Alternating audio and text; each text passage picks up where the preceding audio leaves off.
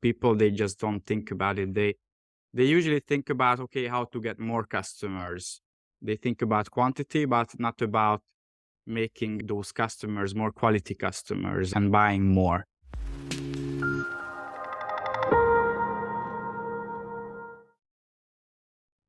Ladles and jelly spoons, boys and girls, welcome back to the 10K Collective podcast, the place to be for 6, 7, and 8-figure Amazon and e-commerce sellers. Today, we are broadening things to the e-commerce sellers piece. We're talking a little bit more direct-to-consumer direction. And we are talking today with Daniel Budai of Budai Media, and he helps D2C e-commerce brands with retention marketing. Very important concept. So Daniel, first of all, welcome to the show. Thanks for coming on.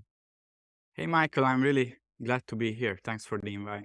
Yeah, my pleasure. And when I saw what your work was, I thought that the angle, the psychology, if you like, of thinking about retention as the main thing that you want to achieve was a little bit different from everyone else out there thrashing around, talking, I guess not talking about, but by implication, desperate for that first sale, which I can understand. We all feel like that. But tell us a bit about yourself, first of all, and why you got into retention marketing, why you got into running your agency. Sure. So I started my journey in online marketing back in 2016 and with copywriting. And after a few years, I launched my agency and we focused on e-commerce email marketing. And back then, around 2018, I think it was quite new for e-commerce businesses. Surprisingly, they were not educated on this topic, most business owners. And those who were educated, they could achieve a big improvement with their business. So that's where we started. And then around 2 years ago, what we realized is that the equation of e-commerce retention and high lifetime value is not just about email marketing, but also additional channels such as push notifications, loyalty programs, SMS marketing. We even tried physical mail. So nowadays we are very agnostic what channels we do.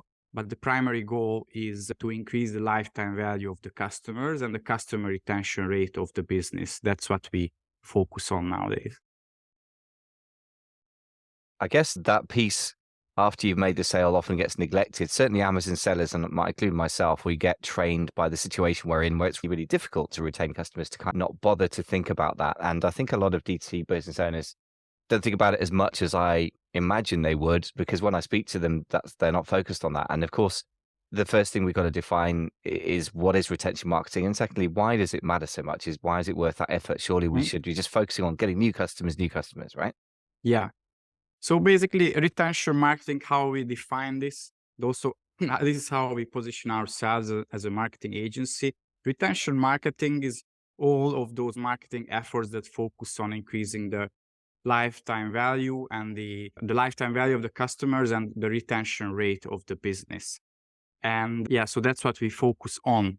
And I can constantly see this with e-commerce business owners, that they really focus on growth and getting the first sale from each customer, but they leave a lot of opportunities on the table when it comes to retaining them.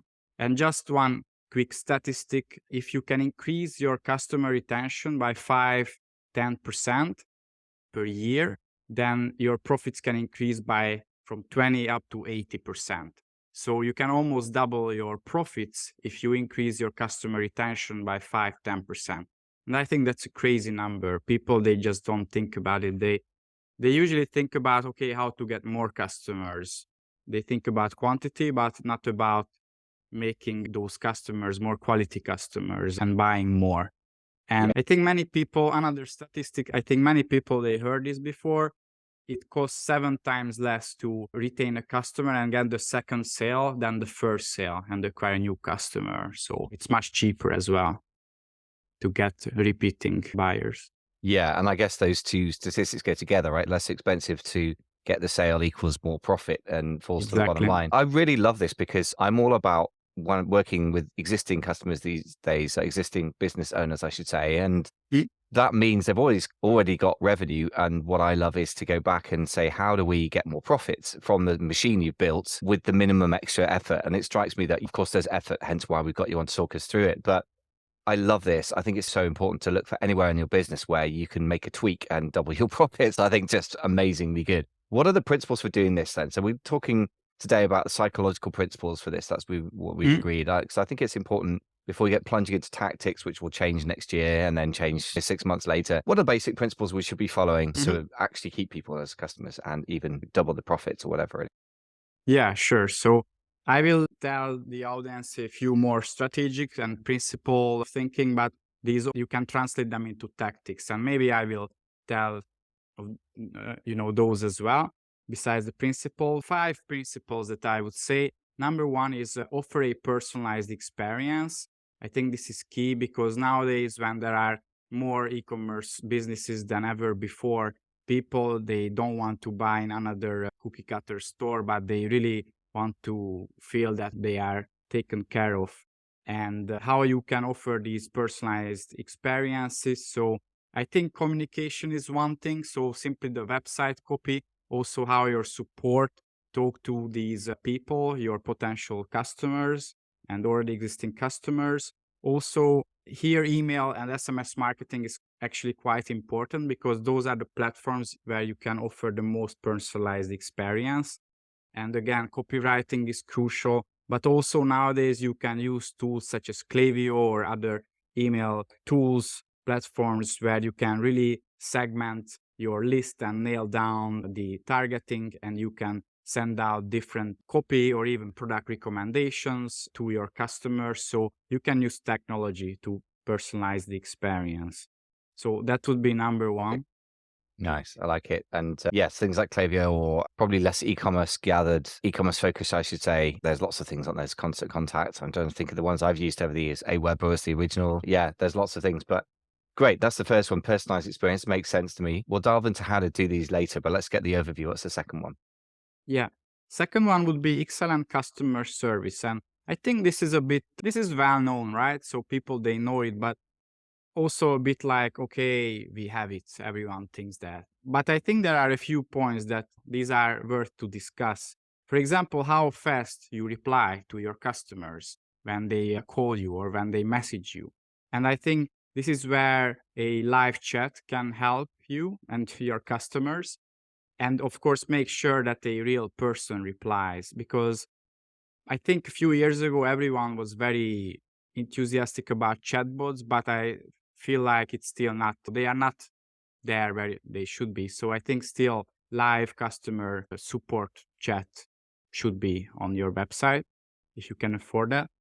And Yeah, then, I really agree with that. By the way, I just want to say that anyone can do this. At the beginning stages, you just have it come to you personally. If it's just a solopreneur, later on you can hire somebody. But I can't agree too strongly on this. And my personal experiences as a consumer is that chatbots, as you say, are not there yet. They probably will be in 10 years, or maybe it's 15, maybe it's 5, but they're definitely not there. yeah, And I think right there is a very simple way to differentiate yourself because that so many businesses think that chatbots are great. And so many of us as consumers know that they're terrible. There's an opportunity. I just think that's not to be overlooked. It's pretty simple. But as you say, people say they understand good customer service, but providing it means making an effort, I think. yeah, yeah. And then just in general, great user experience on your website. I think offering multiple payment option is a big thing as well, making returns easy. So all of these, I would say, yeah, this would be That number sounds good. two. Yeah, sounds good. What's number 3? Sorry, I'm So, interrupting you. Great stuff here. so number three would be offer incentives, or how I like to say it, offer chances to your customers to buy again from you because people, they really need an excuse to buy from you. Personally, I'm a very um, analytical type of person, and I always think that people, they don't need they don't need an incentive. They will buy or not buy, right? But actually human nature is very different. They really need incentives, and you have to give them a chance to buy from you. So this is one reason why we always have a promotional event with our clients every month. And sometimes it's easy because there is Black Friday or Christmas, but there are months when there are no holidays. Then we just make up a holiday, like International Dog Day or something relevant for the audience. And then people, they can buy. You can give them a discount. I think that's the laziest option, but it works really well. And then you can offer something else like a free gift or maybe free shipping, maybe a product sample if you launch a new product. That would be number three, offering a chance to them, something incentivizing to buy again from you, giving them an excuse, basically. I like that. And by the way, I like your insight. I'm an analytical person as well. And realizing that people are not rational actors is really important moment in marketing, right? So yeah, Yeah. you got to give them an excuse and a reason. As you say, it's weird how flimsy the excuse can be. In the end, Cyber Monday and Black Friday are such big events for e-commerce sellers if they got a Q4 centered type product. And we forget they're just absolute 100% inventions, just like Amazon Prime Day. Somebody at Amazon just came up with the idea and the date, right? So nothing Mm. to stop us doing the same. Again, an easy thought, but most people don't do it. So I like this. It's just easy wins, I think. Okay, what's the fourth principle that we've got to follow? Yeah, number four, nothing surprising here. Using email marketing and using it properly. I can see that the market is more educated on this topic than 3, 4 years ago or even before. There is always something to learn. Email marketing is still great. According to Campaign Monitor, if you spend $1 on email, you will get a 40x ROI on this, which is crazy, I think. So make sure you use email marketing, you segment your list, your user experience is great, your emails are personal. And if this means that your emails are plain text emails, then it's still okay. You don't have to have anything fancy. I know many companies, they don't have the budget for it. So even if you start out, you can write your emails yourself. And I can see many times that someone doesn't follow the best practices, but still they are really good at email marketing because their tone of voice is personal and they really care about their list. And I think that's more important, especially when you start out and your resources are limited.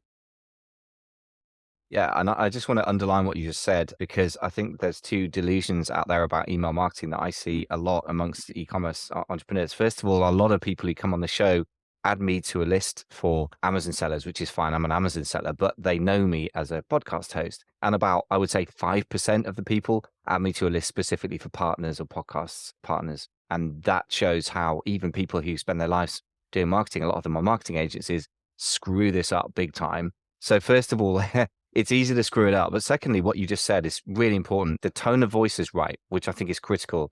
And they care about the list. And what I get is a lot of emails from people who clearly know me or understand because they put me into a stupid list. And a lot of people out there are doing that to their list. And the other thing is the tone of voice. If I'm a British person and they've spoken to me for an hour, if they've done an interview with me, for example, which is unusual. Most of us don't speak in e-commerce to our customers that much.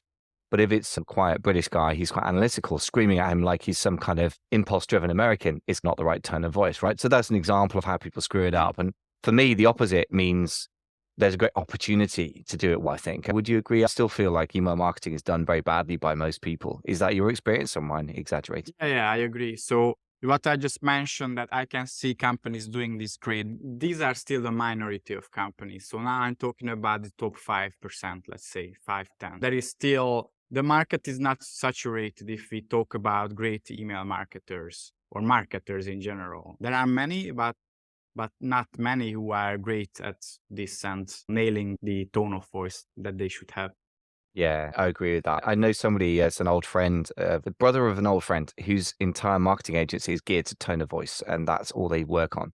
And they get hired by big companies, big supermarkets that British people would have heard of because it matters a lot. Yeah, they're very particular about it. Anyway, we could go down a rabbit hole there, but what's the fifth principle? What's the final principle for Yeah, retaining your customers? sure. So loyalty program would be the number five, the fifth.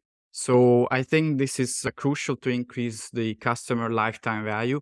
We just recently achieved this result and this will become a case study. So we could double the lifetime value of those customers who join the loyalty program. And now we really want to push more and more customers into the loyalty program because this works really well for this brand. Two things regarding loyalty. So it will increase your lifetime, the lifetime value of your customers. I can see a 20% increase minimum if you do it well, up to 100% that we achieved with our client. However, you must take this seriously. So loyalty is not, let's say, push notification. You plug it in and it works. You really have to make it a part of your strategy and your business. You have to promote it heavily. So actually the business owner and the executives, they have to invest their time into this and promote it actively. So it's a laborious thing, not just install some software tool and it works and increase your numbers. So it's not for beginners, I would say, but if you do it well, if you invest resources into loyalty, it can make a wonder for even for a bigger business.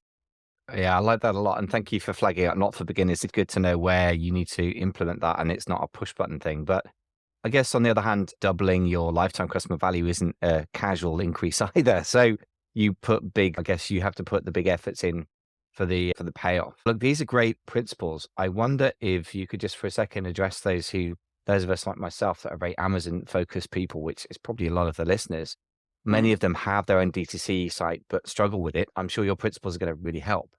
But if somebody's more focused on Amazon, how can we apply these? It's quite a big question, but let's just think of the easy wins here. How can we apply Yeah. personalization, customer service, Mm. incentives, email marketing, loyalty programs in that kind of context where we don't have that direct consumer relation? Sure. So my work and my experience is mostly in Shopify and D2C, but I think there are certain aspects that you can use. So personalization, I think this can still work.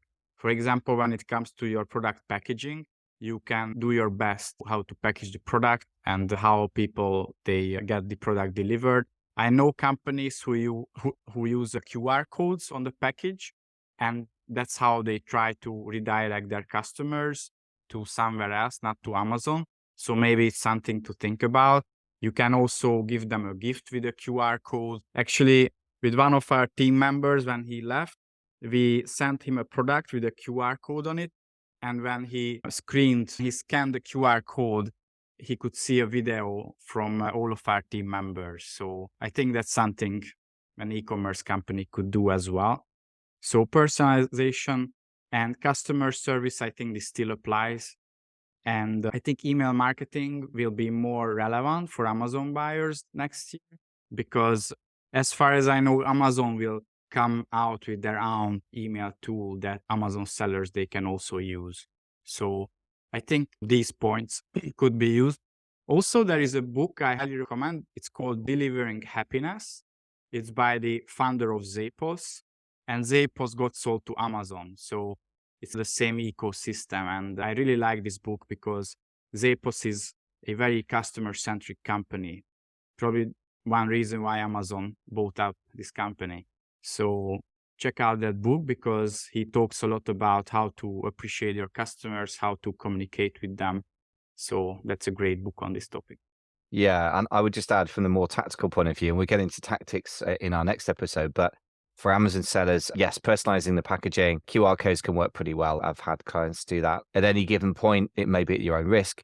But yes, the exciting news is that Amazon is opening up its internal email system a lot more at this stage. So that's been in beta, I imagine in 2023, that will be getting rolled out to most, if not all sellers. There will be a lot more opportunity for email marketing than we've had for many years, I think, on Amazon.